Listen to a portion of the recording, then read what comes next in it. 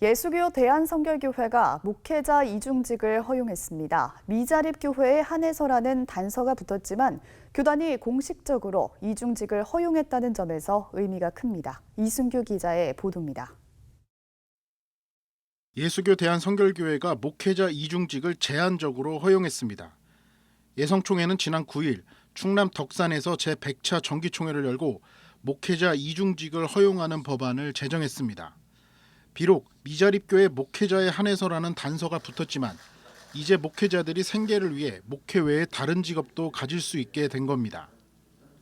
예성총회 이상문 신임총회장은 교단에서 미자립교회를 돕고 있지만 한계가 분명하게 있다며 이미 목회 이외에 다른 직업을 가진 목회자들이 많은 현실도 고려했다고 말했습니다.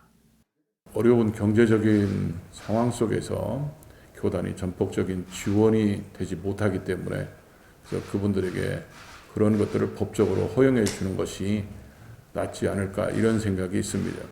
목회자 이중직은 거스를 수 없는 대세입니다.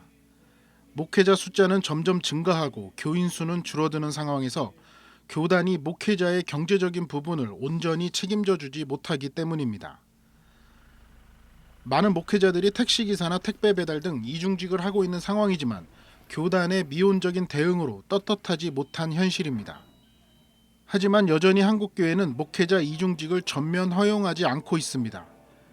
기독교대학 감리회는 지난 2016년 교단 최초로 1년 경상비 3,500만 원 이하 미자립교회 목회자에게만 이중직을 허용한 바 있습니다. 예장통합총회는 목회자 이중직을 법적으로 허용하진 않았지만 암묵적 시행을 통해 사실상 이중직을 허용한 상태고 예장합동총회는 노회의 허락을 받아야 합니다. 물론 목회자 이중직을 아직 허용하지 않는 교단이 대다수입니다. 목회는 성직이기 때문에 다른 직업을 가질 수 없다는 정서가 한국교회 안에 팽배하기 때문입니다. 하지만 이미 택시기사는 물론 대리운전, 택배 배달까지 목회 이외 다른 직업을 가진 목회자들이 많습니다.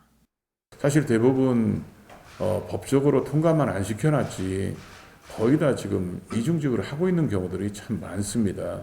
그분들이 목회자로 부름받은 사람이기 때문에 목회에 대한 어떤 사명을 내려놓을 수는 없지만 그러나 경제적인 그 어려움 때문에 힘든 건 사실이잖아요. 목회만 성직이 아니라 모든 직업이 성직이라는 종교개혁의 정신을 한국교회가 다시 되새겨봐야 할 때입니다. CBS 뉴스 이승규입니다.